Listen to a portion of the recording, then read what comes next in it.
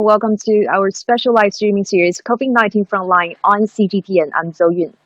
COVID-19 Frontline is a special live show for experts not only here in China, but also around the globe to share their expertise as well as experiences in fighting and containing the spread of COVID-19. And apart from expert discussions, we also take questions and comments from our followers on different social platforms, such as CGTN app, the official website, and also CGTN official account on Facebook, YouTube, Twitter, Sina Weibo, and also more. So if you have any question or comments, just feel free to post them on the social platforms that I have just mentioned. But please, when you post them, make sure that you leave with your notes with the hashtag of my opinion on COVID-19. And we do look forward to your participation. And today we have guests from a variety of different countries, and all the doctors on the Chinese side have firsthand information as well as experiences in the fight against COVID-19. And 3 of them was even sent to Wuhan, which was the epicenter for the outbreak, as medical expertise to help the city fight this epidemic. So thank you so much all for coming today. And hopefully the expertise and experiences shared among our experts today will not only help the the containing of the virus here in China, but also to our experts and followers in other countries around the world. So today we are honored to have now I think it's 8 guests from different countries, and they are, first of all, the guest from Chinese side is Dr. Wang Jian'an, who's the professor of cardiology, hospital president at the second affiliated hospital, Zhejiang University, who's also the chair of the hospital of COVID-19 response steering committee. Thank you so much for coming, Professor Wang. Okay, thank you all of you. Thank you for coming. And also Dr. Cui Wei, who's the chair of ICU, head of expert panel for COVID-19 patients in Wenzhou, commissioned by Zhejiang Provincial Health Commission. Welcome. Good evening. And Dr. Wu Xuejie, attending physician of infectious disease department, member of medical team sent by the second affiliated hospital, Zhejiang University, to Wuhan. Thank you for coming. Hello. And also we have 2 other doctors who are also members of the expert medical team sent to Wuhan. They are Dr. Lu Xiao, who's the attending physician of emergency ICU, group leader of medical team sent by the second affiliated hospital, Zhejiang University, to Wuhan. Welcome, doctor. Hello. And also Dr. Qian Yu, who's the attending physician of emergency ICU and group leader of the medical team sent by the second affiliated hospital, Zhejiang University, to Wuhan. Thank you so much for coming. Thank you. Good evening. Good evening, and thank you. So we also have several international experts, and they are, first of all, Dr. Interham Alam, who's the former chairman, Department of Medicine, Lady Reading Hospital in Pakistan. Thank you for joining us, Professor. And also Dr. Moses Masika, who is the virologist and lecturer at Department of Medical Microbiology, School of Medicine at University of Nairobi, Kenya. Thank you. Hello there, doctor. And last but not least, we have a guest joining us from the United States, and he is Professor Benjamin Newman. He's the head of biology department at Texas A&M University. So thank you so much for joining us, Professor. Thank you for having me. So without further ado, how about we just start our discussion? So whoever have the question can just raise their question to our doctors from the Chinese side. So who would like to pose the first question? I'd be happy to start. Yeah, that'd be great. Go ahead, Professor. There was a recent report that I saw from Germany, and it showed that patients continued there. It was a very small number of patients, but they continued to shed virus for 1 to 2 weeks after clinical recovery. Has this been your experience? Is this something you've seen, or is this something that maybe occasionally happens and doesn't happen all the time?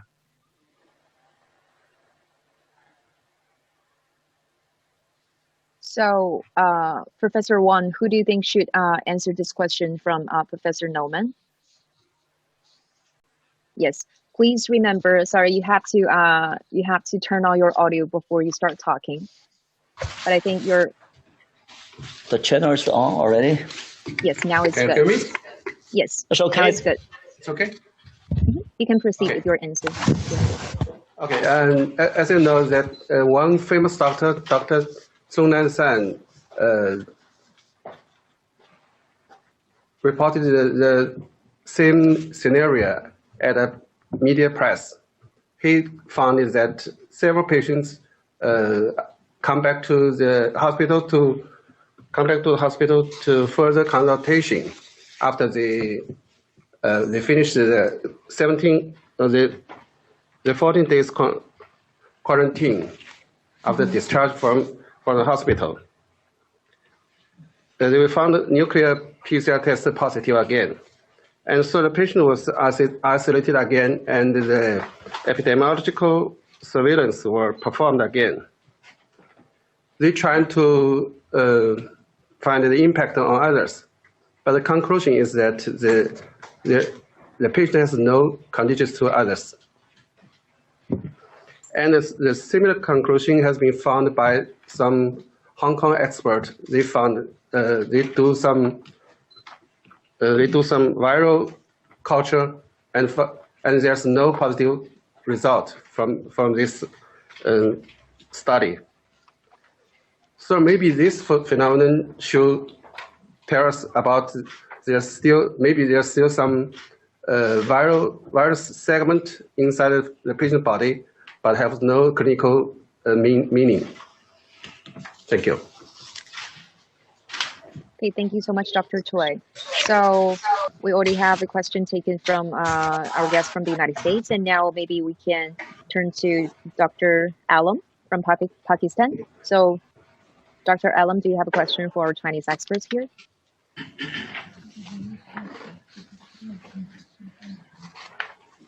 Okay, maybe Dr. Alam is encountering some technical issue. How about we switch to Dr. Masika in Kenya. Doctor, you can proceed with your question. Yes, thank you.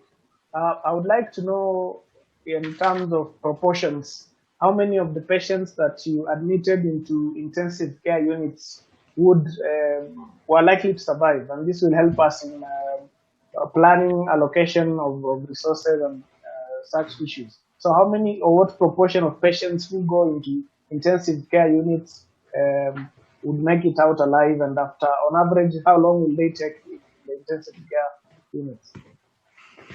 Okay, let my colleague, Dr. Lu,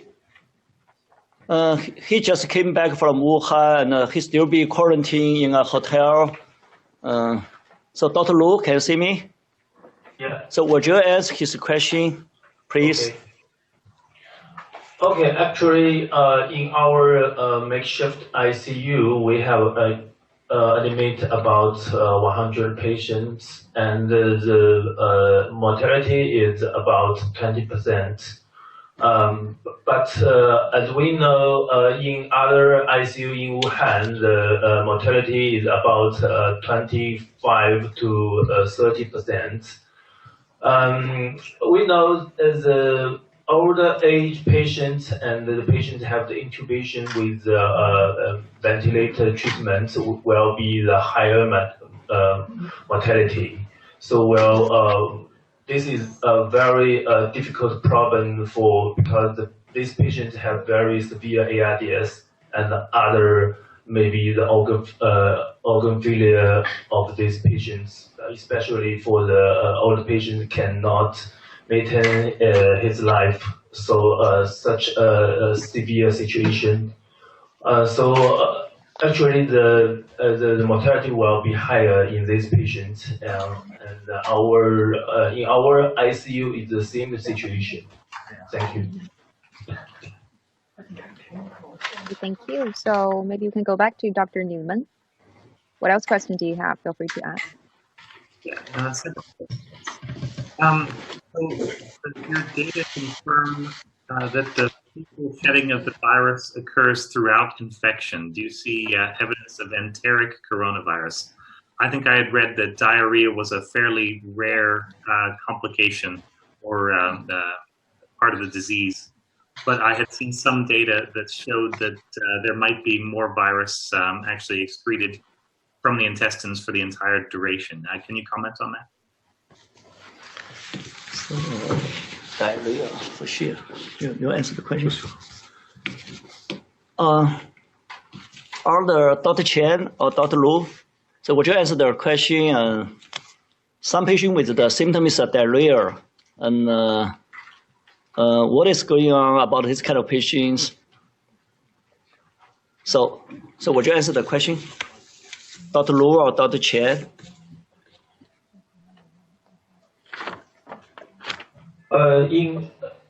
Actually, in our some patients in our ward and or in ICU, some patients with the diarrhea, maybe because of they have some antivirus drugs. Maybe actually we have the patient have the antivirus in China. Maybe the long terms maybe more than 10 days.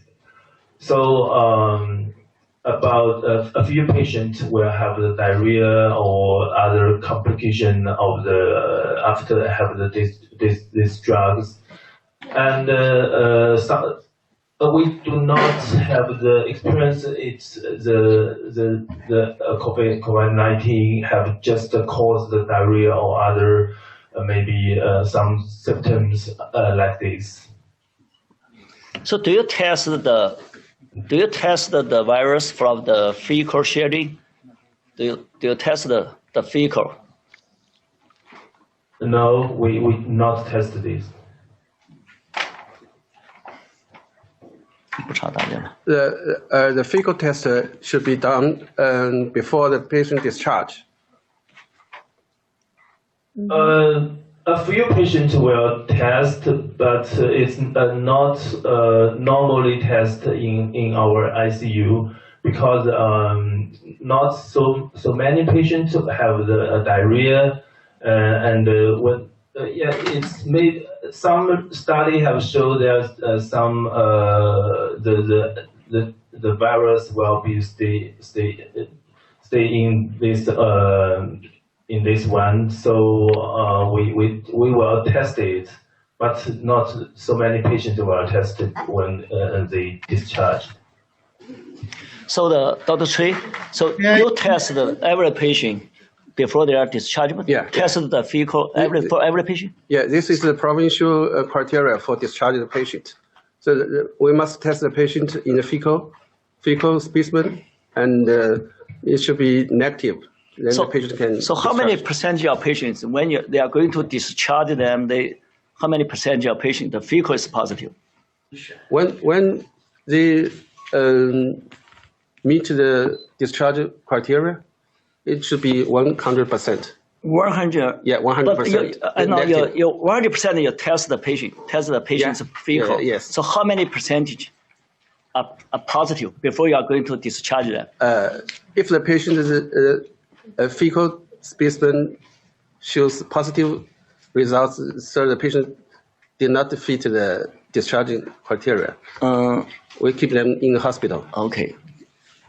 This is a provincial guideline. Our provincial guideline.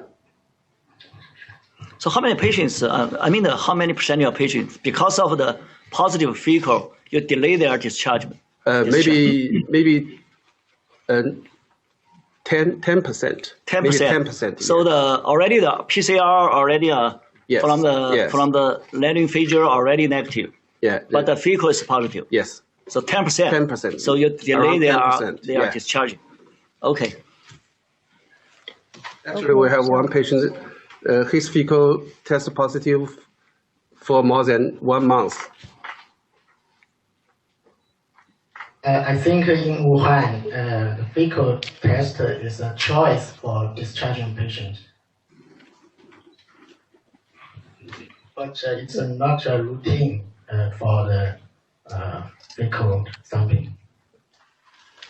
Cool. So it's one of the options, but it's not a must, right? Yeah. Thank you. So Dr. Alam, it's great to have you back. We have two other guests who already raised their first question. So what is your question? You can just feel free to ask our Chinese expert. My question is, if the nasal swab and the nasopharyngeal swabs are negative for PCR, and as I just informed that for 1 month the fecal viral shedding may take place, I wonder then again the hygiene, like proper hand washing, frequent hand washing and use of sanitization would be the utmost importance in preventing the orophycal route transmission. And probably the viral load may not be that much that it would infect other people, and if everybody is requested and suggested that after attending toilet, they must wash their hands with for 20 seconds with soap and use hand sanitizer, then probably the transmission through this route will be extremely rare. I think so. So the hygiene. You mean the hand hygiene? Hand hygiene policy? Yes, the hygiene policy. Okay. Would you talk about the hygiene policy? So that will convert into orophycal transmission. If we are talking about fecal excretion of this virus in the feces, then the only way it can be transmitted to oneself, because if the patient has recovered, probably he has become immune to that virus. But then what would be the viral load if in the feces, which would be actually detrimental or dangerous for other people? If someone after attending the toilet observes Doctor, sorry, because we have some difficulty because of the technical issue in understanding like this long paragraph. So do you mind just cut your question to like a very short, very brief one, so that we can understand immediately? I'm so sorry because there's some troubles in hearing clearly from you. I'm sorry. Yeah. So what is your question in a brief manner? You can just ask the question, Professor. So Mr. Zhou, do you understand what is his questions? Maybe you can repeat the question for us. No, I'm sorry because there were some interruptions from the audio disruption, so I cannot understand that either. That's why I jump in and disrupt. So I'm sorry, Dr. Allen, do you mind asking your question again in a shorter, with shorter sentences? My question is, what should be the viral load? Has it been estimated in the studies that would be actually be able to lead to orophycal transmission? 他说一个病人来怎么样来 hygiene 防止它变成污染。 You mean the fecal oral including fecal, including how to prevent the patient transmit to the others. So what is the kind of strategy? So what we understand. So Professor, just to make sure that we understand your question. So for those infectious patients, so what are some of the ways to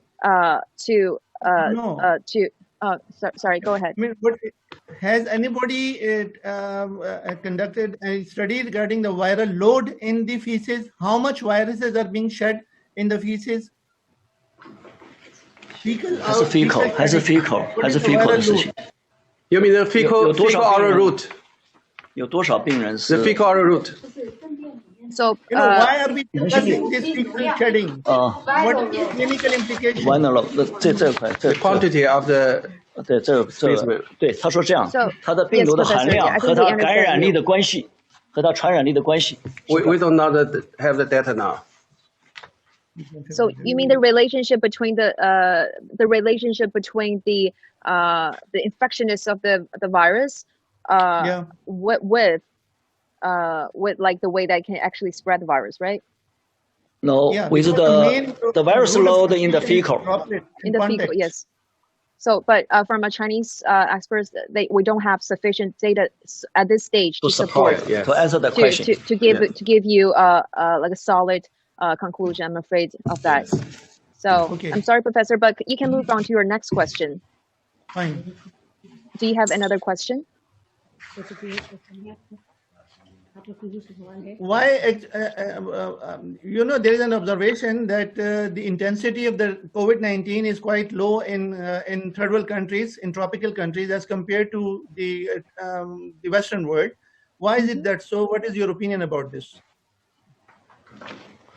死亡率。You mean the death toll, right? Or the surviving of the virus? The mortality and intensity of the COVID-19 他说大概院长就是他说为什么在这个热带的地区这个死亡率 so the death toll in the tropical areas is relatively low, right, compared with those in other countries such as country in Europe. 所以为什么在这个热带地区的死亡率比欧洲啊其他的国家要稍微低一点？您觉得原因是什么？Actually, we don't know what is the reason. So maybe it's just a temporary phenomenon. I don't know at the last, we don't know what is situation will be going on. But I guess maybe In the African land, because the land area is so big, so the population density maybe not so high. So this is maybe the one reason. I guess the other reason may be I don't know the average age of a country. If the average age is lower or the higher, it means in Africa maybe there are more younger patients. They have more younger patients than the developing countries infected. So maybe the one reason for why they have a lower mortality. I don't know if it's reasonable or not. Okay. But Yeah, so yes, go ahead, Professor. may I answer that partially? Well, this is an observation. Can you hear me? Yes, please go Yes, ahead. we can hear you. Please This is speak a little bit valid louder. observation that where in those countries where malaria is endemic and people are partially immune to malaria, the immunity against malaria is playing some role in against COVID-19. Those people who are partially immune to malaria, where malaria is endemic, the intensity and mortality of COVID-19 is quite low. Another observation is the BCG vaccination, the tuberculosis vaccination. And in those countries where BCG vaccination is prevalent still, the mortality and intensity against COVID-19 is again very low. So these are some observations which I wanted to share with you. Okay, thank you so much for how do you sharing with think? us, Dr. He means the immunity is different. Some immunity because some population already have some kind of immunity, so they have you can against the virus. One study in China recently showed the virus can still have the infection just in a bathroom. It can just transfer some patients. So it's proved that the virus can transfer in a very wet and hot situation. So I think it will be just the Africa or some Asia country. It's the same to the Europe, after America. So it's I think it's very different from like other virus. Maybe with common sense is the virus cannot be transferred in some wet and hot situation. So you mean the virus crossover immunity? Maybe the more people have another virus infection before, so they got immunity with against the COVID-19. Yeah, yes, it is exactly. Right. Possible, but we have never done this kind of research. 王院长，我稍微打断一下，因为现在咱们不同的嘉宾在不同的国家，可能个别的有技术性的问题，或者是他们这个声音可能没有那么清楚，所以您觉得我们现场用不用加一个交传，就是翻译，比如特别是翻译，如果您觉得回答不需要，我们需要把外方的问题用中文翻译一遍，您觉得这样怎么样呢？如果可以的话，我们就找一个好。So I'm sorry because we are doing this live streaming from different locations and there are some technical issues occasionally occur. So we might have sometimes difficulty understanding your question. So now we're bringing in an interpreter. So maybe for the answers, because of Chinese doctor, they speak English, so it's fine. But whenever there's a question, so maybe just to make sure that we fully understand what you want to know, we fully understand your question. So we're now going to bring in a interpreter. So especially after each question, please leave some time for our translation of our translator to do the interpretation. Okay, thank you so much. 所以我们的交传老师准备一下，交传老师如果好了给我说一下，然后我们继续好吗？好，那我们可以继续了吗？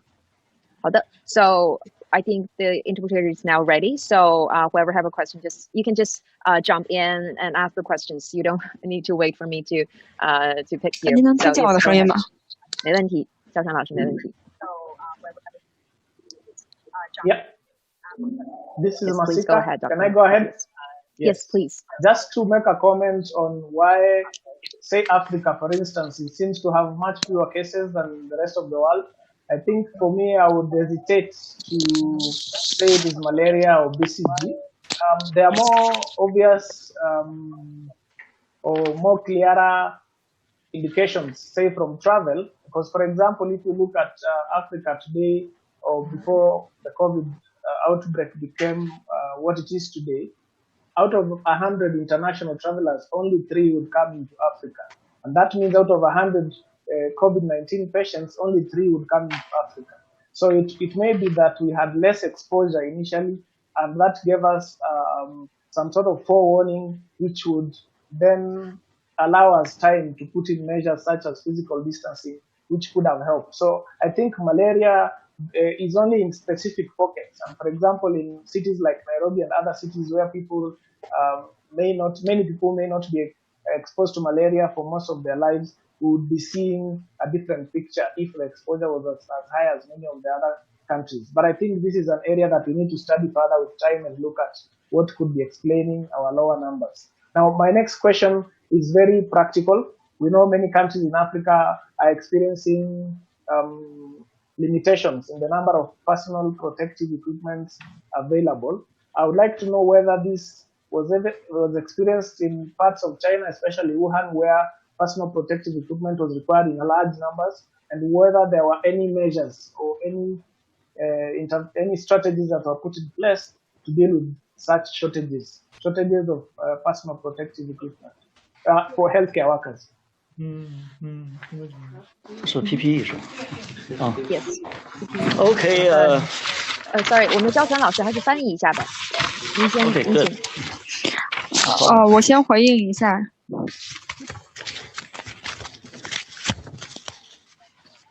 Yes, please go ahead. 我先稍微回应一下刚才这个交叉感染的问题。首先就是说，就非洲大陆而言的话，我们觉得说我们是相对而言比较晚的暴露在这个COVID-19 的因为在100个国际旅行之中呢，只有3个是来自非洲的，所以说相对而言到非洲的这样一个旅客也是比较少，所以说在这个新冠肺炎爆发的这样一个时间呢，所以非洲相对而言是要比其他的一些大陆晚一些，因为我们国际的游客比较少。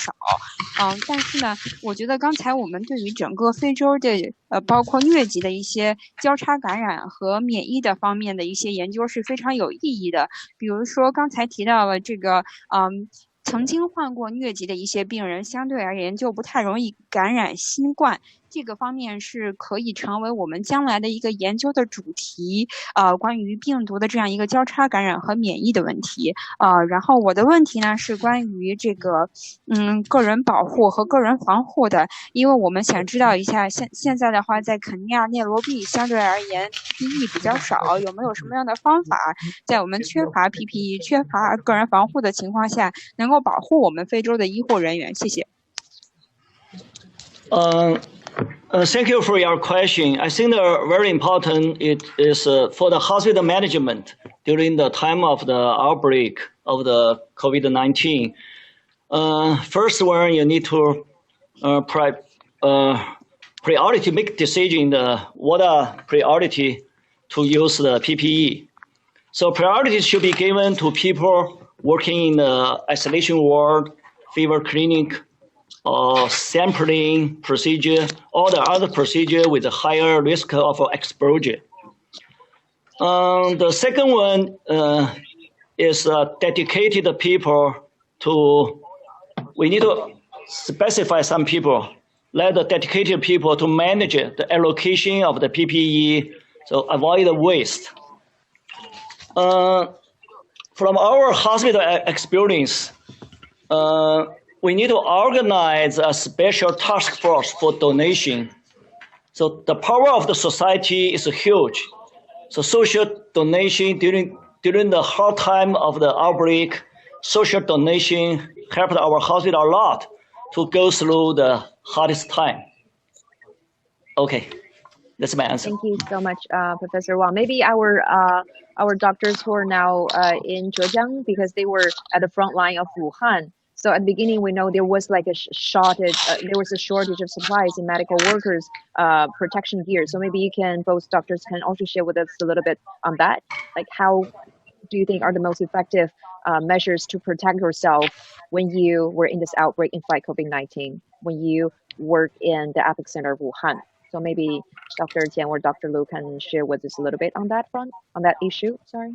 Yeah, your bandwidth is low. I think PPE is very, very important for the medical staff in Wuhan because we come from the secondary hospital, Zhejiang University, and the hospital give us a huge support. We have enough PPE in Wuhan. Actually, I would like to add something because initially when we send our team to Wuhan, the government want each institution to provide a PPE for their own team, which go to Wuhan. So actually, we send more than 180 staff, medical staff over there. We get enough PPE for them. So the team in Wuhan is our priority. Yeah, it's So actually the true situation because I think in our hospital there will be more than 10 medical teams from different cities.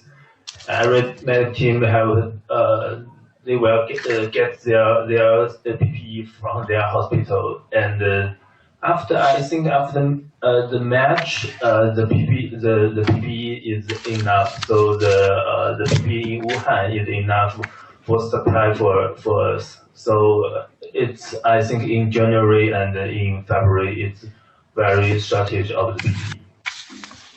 Thank you. But just as President Wang said that at a time, because the team in Wuhan, they are the priority, so we have to prioritize them for the protective gears with masks and also other protective suits. So yes, any other questions from our international experts? May I ask a question?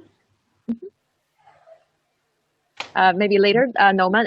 Sorry, Dr. Noman. Yes, please go ahead, Dr. Alam. Yeah. Recently, there's been some studies or some theories regarding the pathogenesis of this COVID-19. That initially it was thought that it is pneumonia, but now it is more of stress is being put on immunological damage, and that the COVID-19 also binds with the hemoglobin, displaces iron, which leads to free iron radicals, leading to oxidative damage. So, what is your opinion regarding this pathogenesis? 您好，最近我们就新冠肺炎有一些病理生理学方面的研究。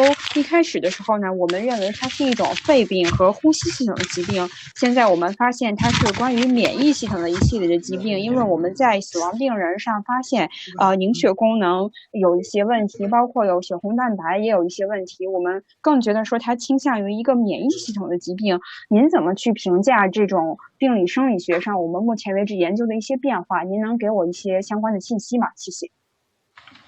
你回答。So who can answer the question? I will answer this question. Okay. Actually, our immune system will react every pathogen that enter our body, such as virus and bacteria and other pathogens.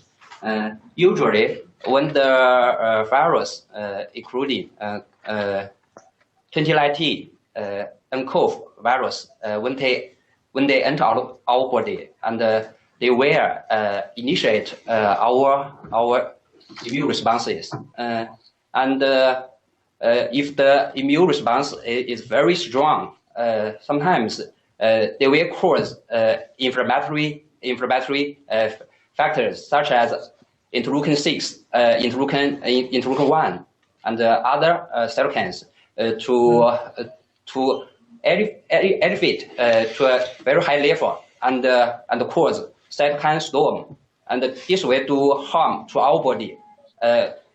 Sometimes they will cause many organs dysfunctions, including the most common infected influenced organ is lung, and other organs such as liver and kidney and heart may also be influenced and injured. So I think 2019 nCoV virus may also will cause the immune responses, and if the immune responses is normal and not very high, and the people will okay. That's my answer. And what about As we the just theory that the Sorry, virus maybe, actually maybe, is I'm sorry, Dr. Allen, maybe our Dr. Lu has also something to add. So yes, please go ahead, Dr. Lu. I'm sorry, because we just see some patients in our ICU in Wuhan, some patients, especially the non-survivor patients, the blood dimer is higher than the survivor patients. It's the same result in I think the study in Lancet just published recently the study on some patients in Wuhan. There is 200 patients. The non-survivor patients have the higher dimer level than in the survivor patients. It's very special test for these patients, I think. Thank you. Yes, thank you, Dr. Lu. And yes, Dr. Allen, please go ahead with your next question. what is your experience with hydroxychloroquine in your COVID-19 patients? 您对磷酸氯喹治疗新冠肺炎病人有什么样的一个经验吗？谢谢。他没有，是吗？Actually, my colleague working in Wuhan the ICU, they have experience. 你们用过羟氯喹吗？不是羟氯喹，你们是用的氯喹。We used chloroquine, not hydroxychloroquine, and I think both of these two medicines has the side effects such as arrhythmia, so it's contradiction for the heart disease patient. I think there are more and more researches about the chloroquine and hydroxychloroquine, and we are looking forward the result from these clinical trials, especially large scale RCT research.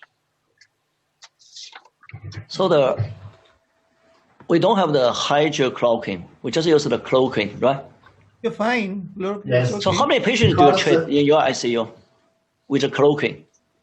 How many patients do you treat? For the makeshift ICU, we use chloroquine for 2 patients, and these 2 patients are very critical patients with mechanical ventilation, and at last these 2 patients recovered, I think.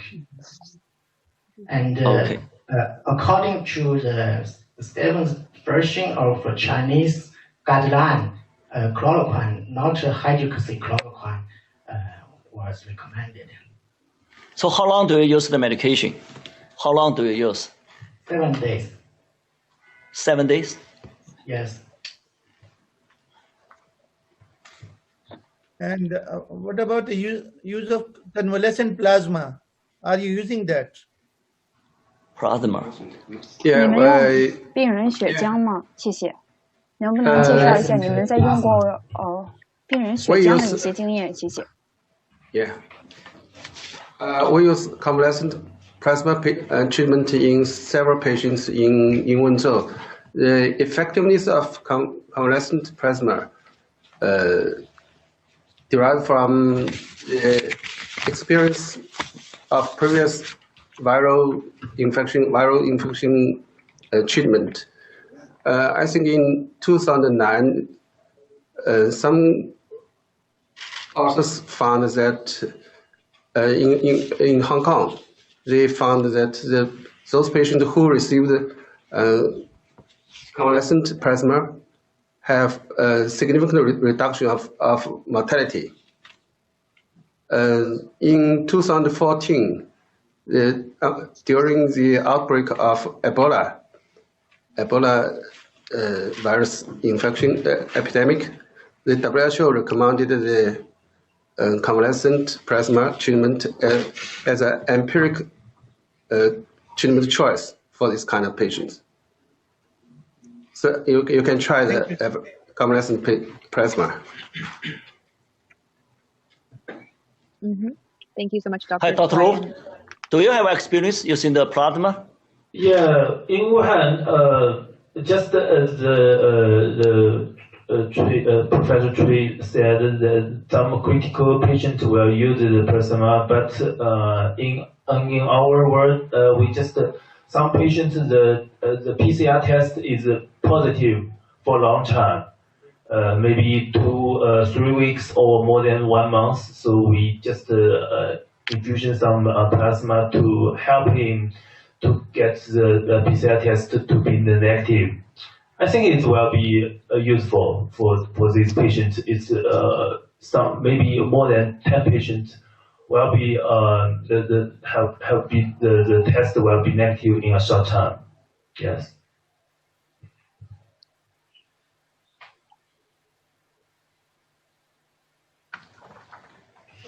Okay, so if we are done with that question, maybe we can just take a short break from our expert discussion, because before our live streaming, we have received a very long letter from a doctor in Spain. And let me read just a couple of them, because in this letter, she has 3 questions. So her name is Laura, and she is an occupational risk prevention doctor in Spain. And her major job is at hospitals to take care of the health workers. And in the letter, she has listed 3 questions. So maybe I can just shorten them, and just our experts can answer them one by one. So the first, that she's very interested to know if we could help her to understand the protocols introduced to manage the situation with the sick medical workers. So what do you do with the workers to become who became infected, and what kind of test and when? Okay.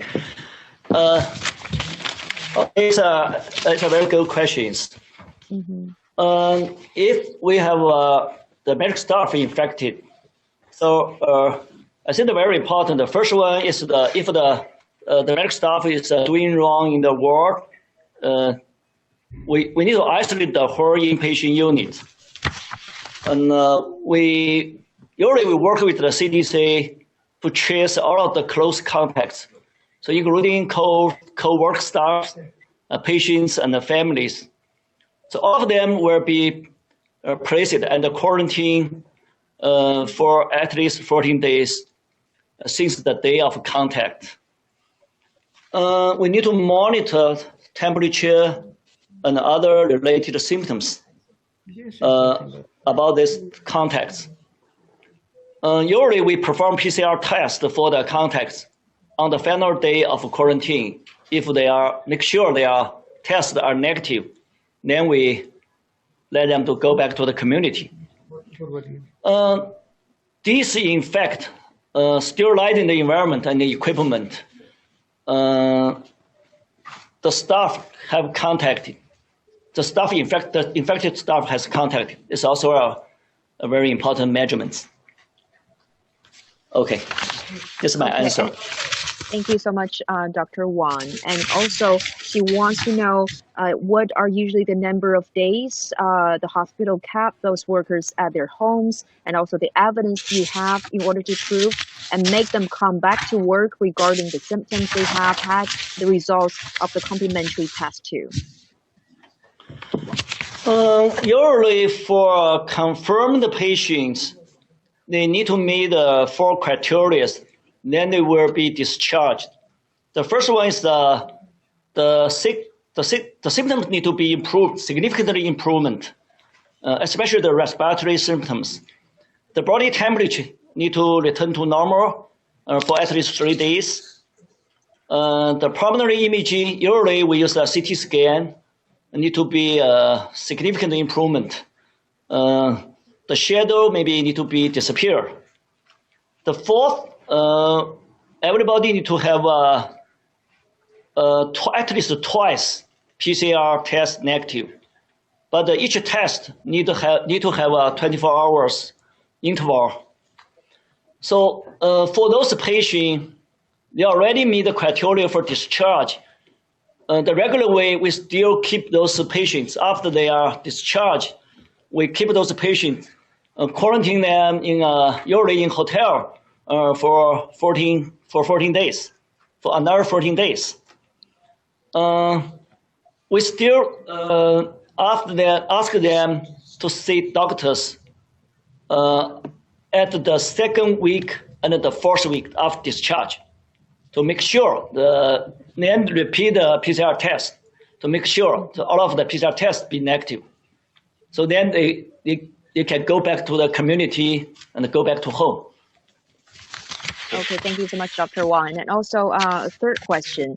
She also wants to know how the hospital treated those workers in case of mild pneumonias. They can be treated at their homes. So what kind of medicine have you used, or also the dosage of the medicine?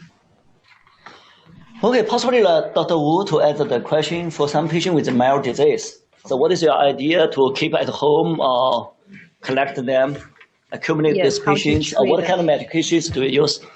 Okay. Yes, you're right, Dr. Wang. Okay, I will answer this question. For mild lower coronavirus pneumonia coligars, we let them stay in hotel for at least 14 days. And when they stay in hotel, they should wear mask if they go out, and eat alone, and reduce outside door activities. And also they should keep hand hygiene. And so after the quarantine is over, we will make sure they are okay. So every day we will take temperature at least twice, and check their whether they have any symptoms during this quarantine time. And when the coligar has at least 2 consecutive tests of negative results of the nucleic acid of 2019 and CoV, they can be released from the isolation hotel. And the drugs, and about drugs, if the patient has mild symptoms and they feel good, actually we can use low drugs. However, if the patient has symptoms such as cough, so we may give some drugs to relieve their symptoms, and also some antiviral drugs such as Abidor and chloroquine phosphate, or Calitro, which is a compound of lopilafor and ritrolafir. About the dosage, if we use Abidor, we should use 200 micrograms per time, 3 times per day, and the treatment course should not be no more than 10 days, and Calitro should be used 2 capsules per time and twice per day. And again, the course of treatment time should no more than 10 days. And for chloroquine, it used to be used for the 18 to 65 years adults. If the patient with more than 50 kilograms, we use 500 microgram per time, twice a day, for 7 days. If the patient with less than 50 kilograms, we use 500 micrograms once a day per time, and once a day for the first and the second days, and 500 microgram per time once a day for the third to the 5th days. Okay, please allow me to add something. It's okay. Actually, in Chinese policy, for every confirmed patient, the government wants every patient need to be treated in the hospital. Like during the initial time of outbreak in Wuhan, because they are short of the medical resources. So some mild disease patients, they stay at home. But later on, the Chinese government changed the policy. So they set up so many the temporary hospitals. So they want every confirmed patient to be treated in the hospital. Besides the Hubei and the Wuhan province, in the other part of China, every patient need to be, if the patient is confirmed the diagnosis, need to be transferred to the hospital for treatment. So we quarantine, self-home quarantine or central quarantine is only for a suspicious patient or for somebody who have positive epidemic history or who contact some patients. So. Okay, thank you so much, Dr. Wang. So maybe now we can move to Dr. Noman, because I think you have a question before. Yes, please go ahead. Hi, thank you. Since we have some cardiologists on the panel today, I wondered if you'd be willing to comment on the mechanism. How is it that this virus damages the heart, or what effects does it have? And do you see any evidence of direct infection of the heart by ACE2? Thank you for your very good questions. Actually, I'm a cardiologist. However, do you know, I'm not working in the Wuhan. I never treat any patients with a cardiology problem. Some of my colleagues, two cardiologists working in the Wuhan, they give me some information about a patient with the heart damage. Actually, we don't have the pathology evidence because, but a very funny phenomenon for some patients, and actually the troponin I or troponin T will be highly elevated. However, the CKMB is not so high. So we don't know what is the mechanism. Maybe later on we need to do some kind of research. Looks like not the virus direct damage to the heart. It looks like there are some kind of the immunization response occur in the heart, occur in the heart muscle. So maybe it's an immunization response, or we can say the myocarditis, viral myocarditis. Okay, so this is my answer. Yes, so who else have a question can just go ahead. Yeah, this is Masika again. And maybe to Dr. Lu and Wicham.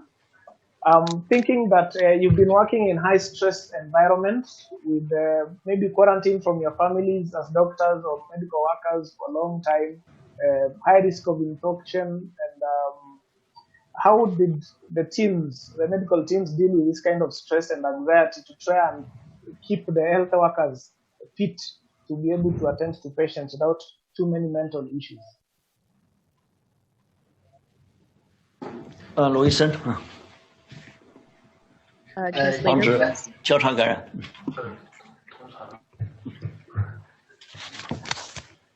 武汉。这个问题是关于前线医护人员压力的问题，就是说，卢医生跟张医生目前都在武汉，远离家人，有一定的压力。那前线医护人员如何在这种高压情况下保持自己的身心健康呢？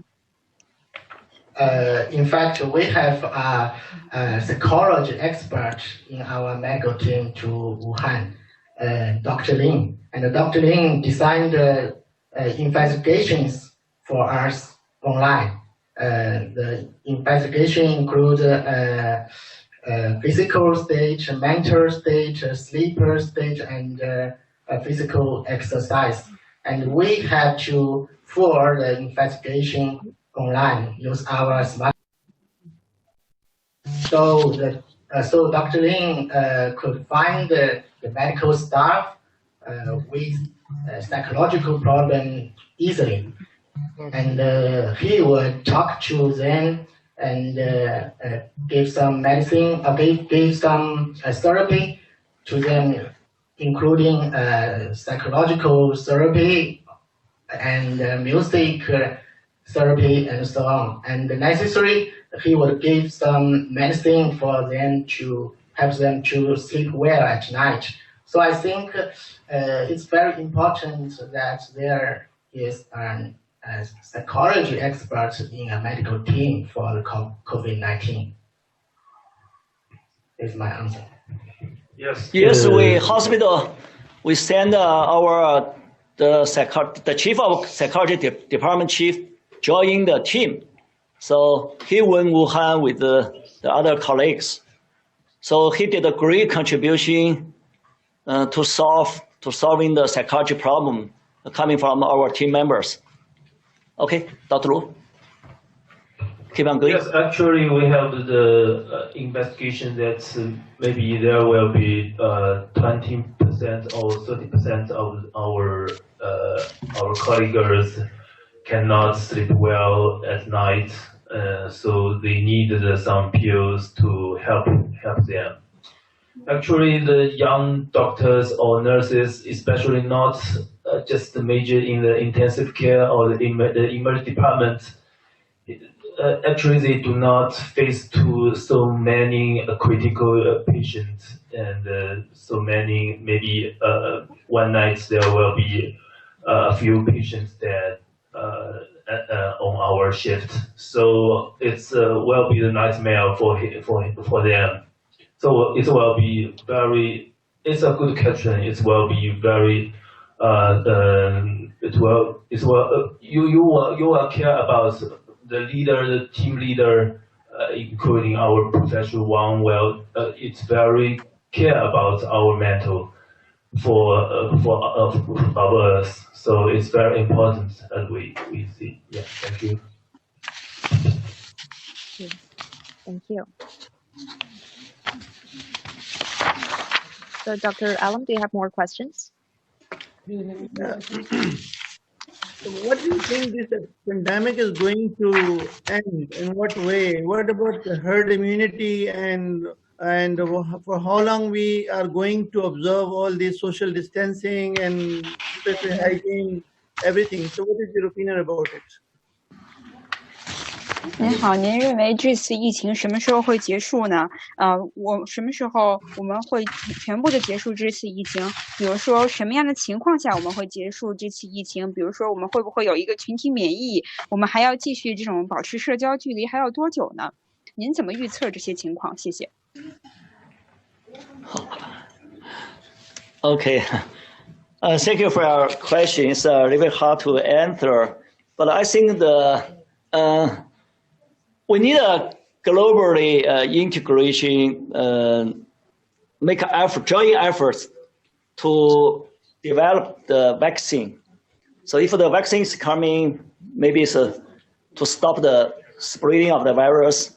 So maybe someday they'll develop very strong and new medications based on the solid evidence. So until now, looks like no solid medication with strong evidence. Also, very important data sharing to optimize the management of critical patients. So provide the support to countries who are short of medical resources. If the whole world, they work together, the more united, maybe the shorter of the time for spreading the virus. Yeah, we think. Is it okay? Yeah. Wuhan is back to the normal life just maybe two days ago. Yesterday.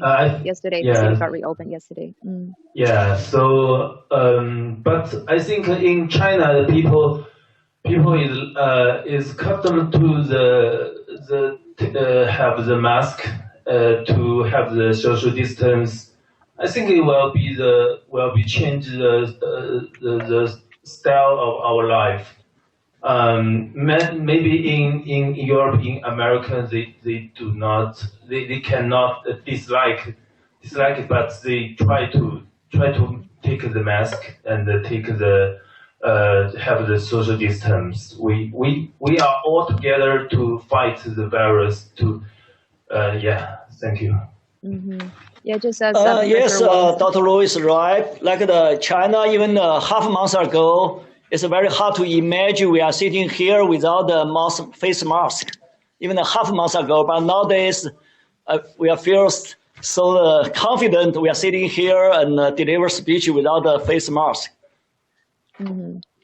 Yeah, it is indeed a very tough question to answer because now different countries, they have their different situations, right? Different stages of infections, different economic growth situation, also different national policy. But just as Professor Wang said, which I agree fully, which is this is a global challenge. That's why we need global efforts. We need to unite as one to not only to develop vaccine, but also to share information and also to share experiences. And let's take a short break again because we throughout our live streaming, we also not only take questions from our international experts, we also take questions from our followers from around the world, and they have posted lots of questions and comments online. So now let's take a look at big screen, and we have chosen 3 of them.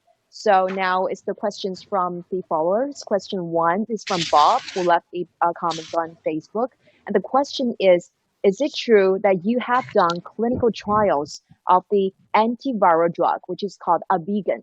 Because I'm not a medical professional, so I have to spell it. It's Avigan. It's Avigan.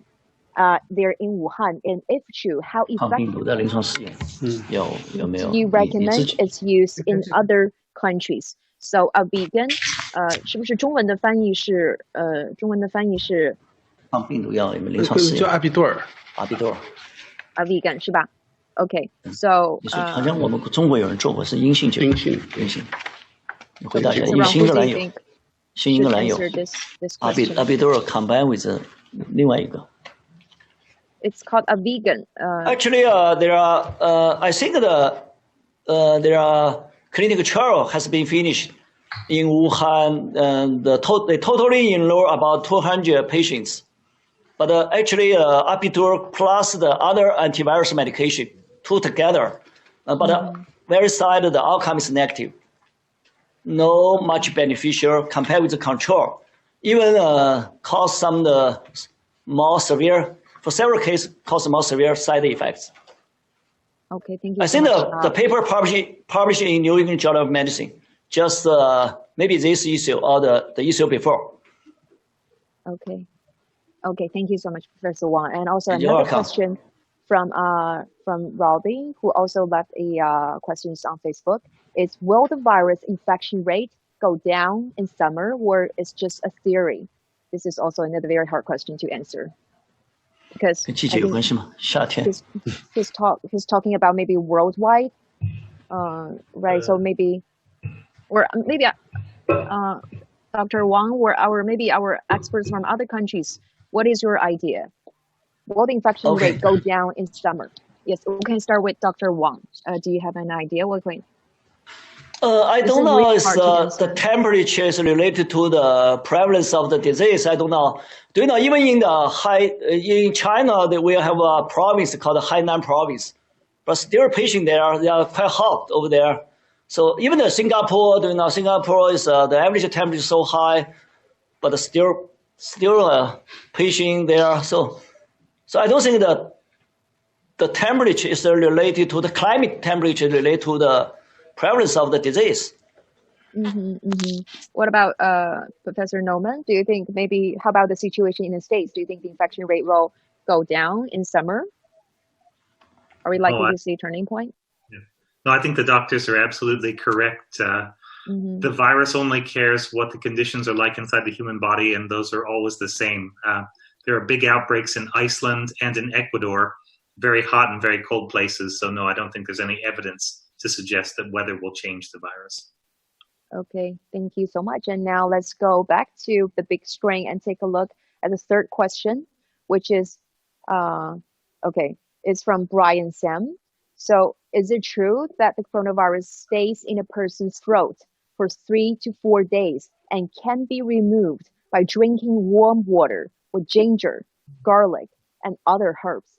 Maybe this scholar is a fan of traditional Chinese medicine. So, but I don't know. Will they work? But I'm curious to know, will they work? Is that true, or will it really be effective? I don't know whether this Chinese food function well or not, but my wife insists on I need to take more gingers and take some onions. I don't know. I don't know if it's reasonable or not. But Okay. But you look very healthy now, so maybe it works to some degree. maybe work. You just don't know yet, right? So what about other doctors in other countries? Or what could be the ways for people? What is your suggestions for our followers, large number of followers on different social platforms? What's your suggestion for them to improve their immune system and also to stay healthy? Dr. Alan? Yeah, regarding temperature, only time will tell, because in for 6 months in the northern hemisphere there is cold weather, and in the southern hemisphere it is warm weather. Like in Australia, it is warm at the moment, but it will get cold in June, July. So it is difficult to say that the virus would vanish because of the weather. Regarding immunity, yes, we should take all the efforts to boost our immunity regarding taking good diet, exercise, and theoretically speaking, yeah, it may be possible that if the virus has lodged in your nose and your throat, and if you rinse your gargle your throat and you rinse your nose, theoretically speaking, you can get rid of it. So there's no harm in trying that if you suspect that the virus has entered in my system. So there's no harm in trying. And similarly, taking zinc supplementation, vitamin D and vitamin C, and taking a lot of sunlight, all these are the things which can boost your immunity. And black seeds, kalonji, we call it black seed. A pinch of it taken in the morning, one in the evening, a pinch in the evening can also boost your immunity. So there's a lot of data available if you can Google it, in the black seed. We call it kalonji in our language, but people know it by black seed. So we must take all the measures, including staying calm, don't panic, and don't there's a media which is doing it out of proportion. So we should stay calm, and because distress, frustration, depression can also affect your immunity and thereby make you more prone to COVID-19.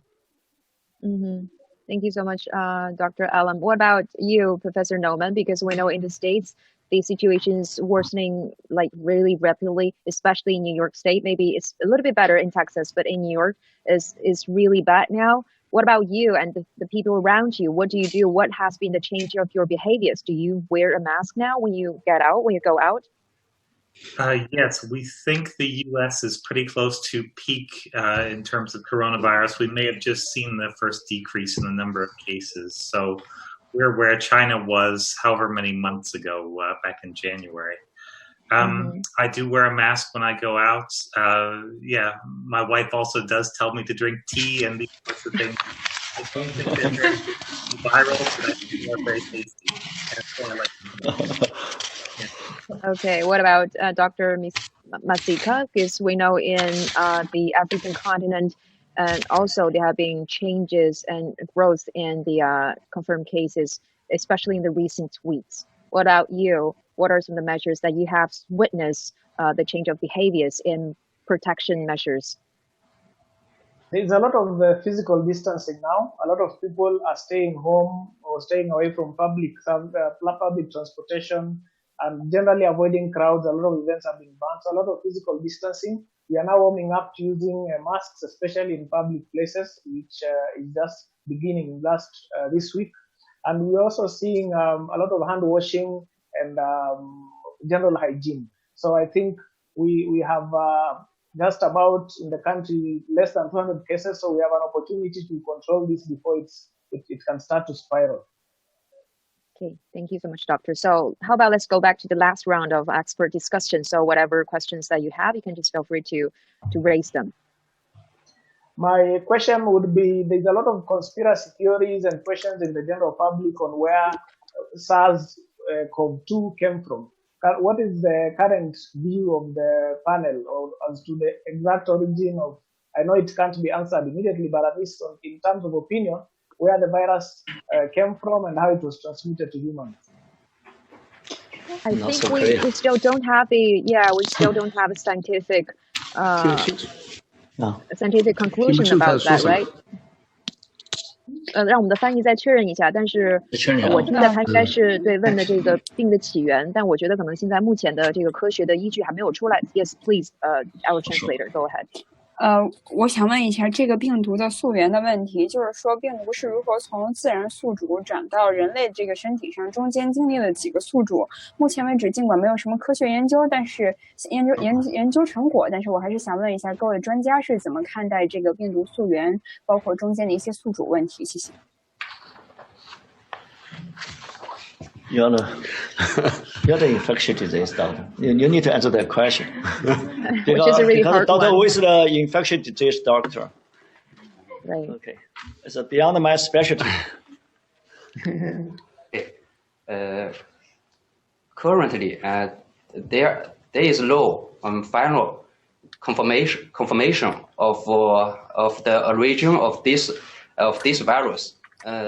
But a study have shown that 2019 nCoV virus is highly homologous to the bat SARS-like virus, and it's over 85%. So their study indicated that bats may serve as a natural reservoir. However, other animals, how this virus being born into our humans, we don't know exactly now. Further studies are needed to confirm it. Okay. How about other experts or guests from other countries? Professor Allen?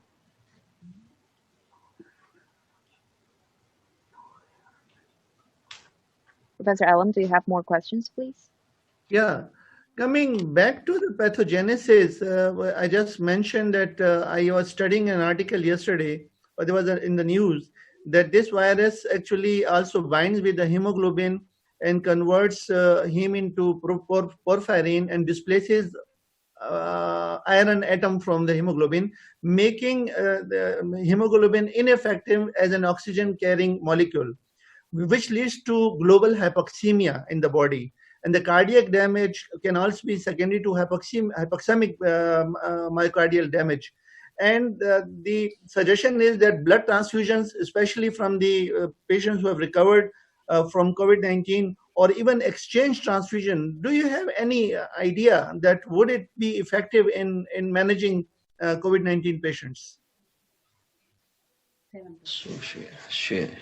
我来问一下这个问题，就是说，昨天我读了一篇相关的论文，也是病理生理学的一些相关论文，是关于病毒结合血红蛋白的。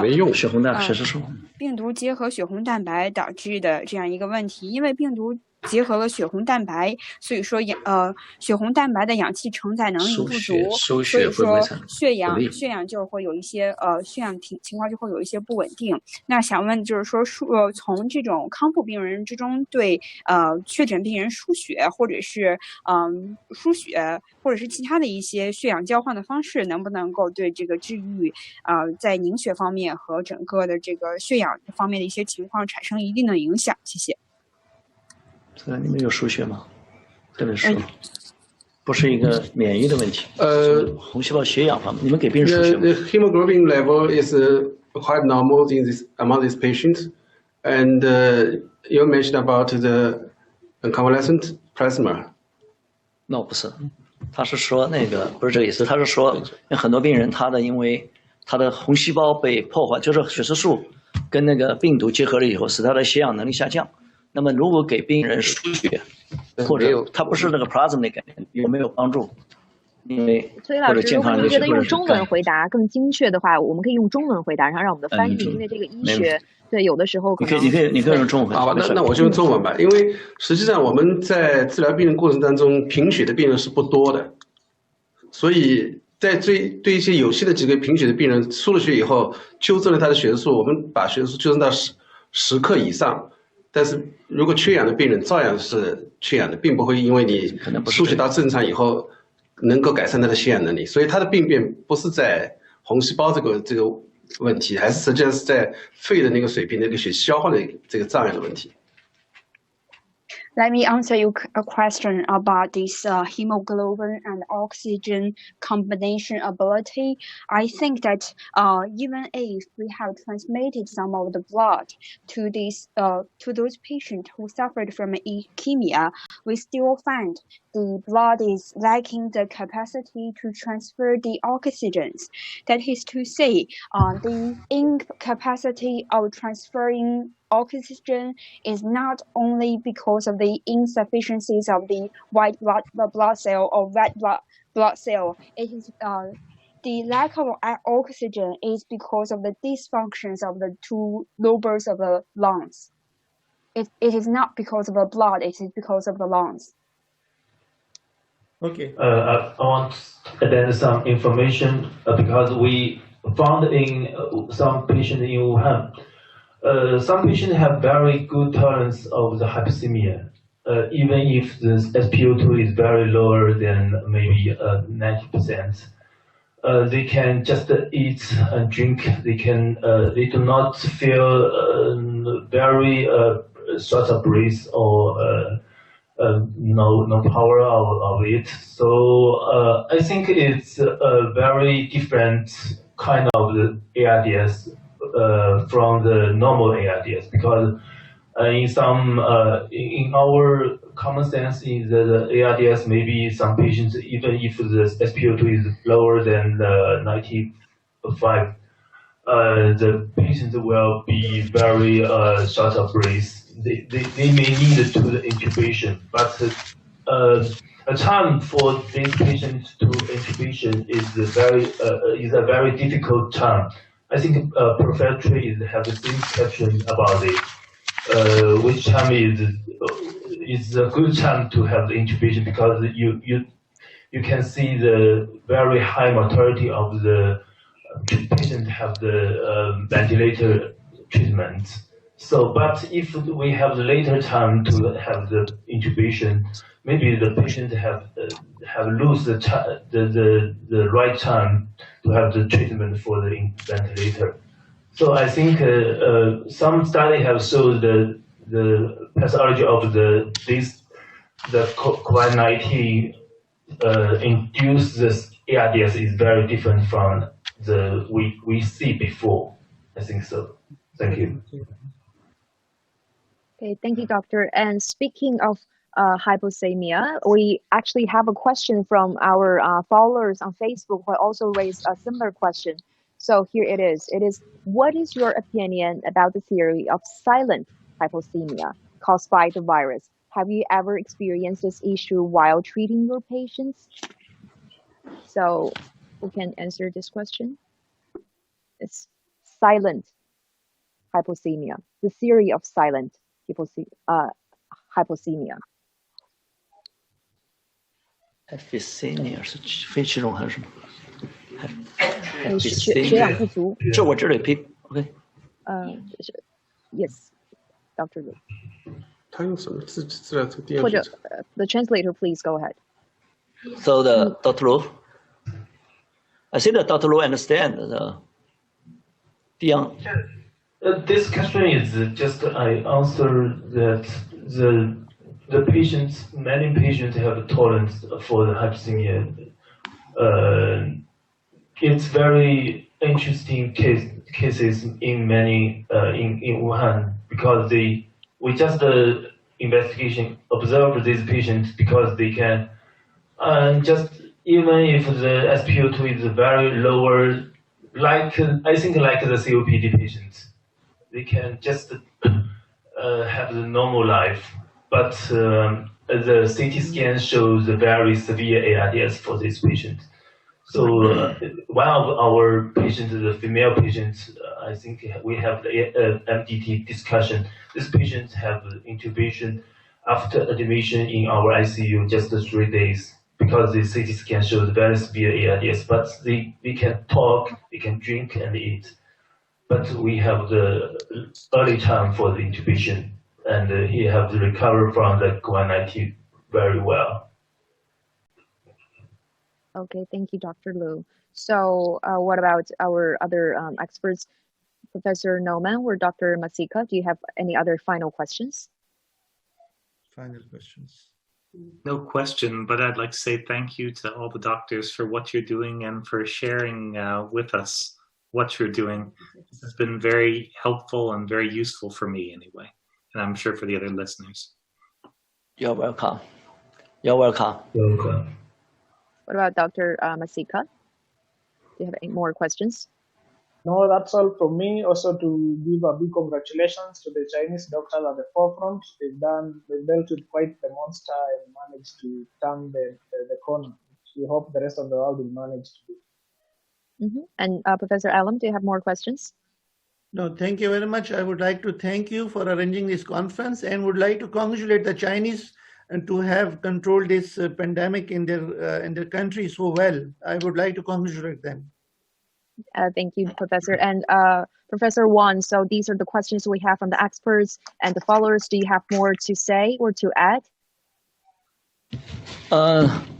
Thank you, all of you, all of dear friends on the line. Actually, it's our honor. We can share our experience, how to manage these kind of patients and how to manage the whole hospital, actually.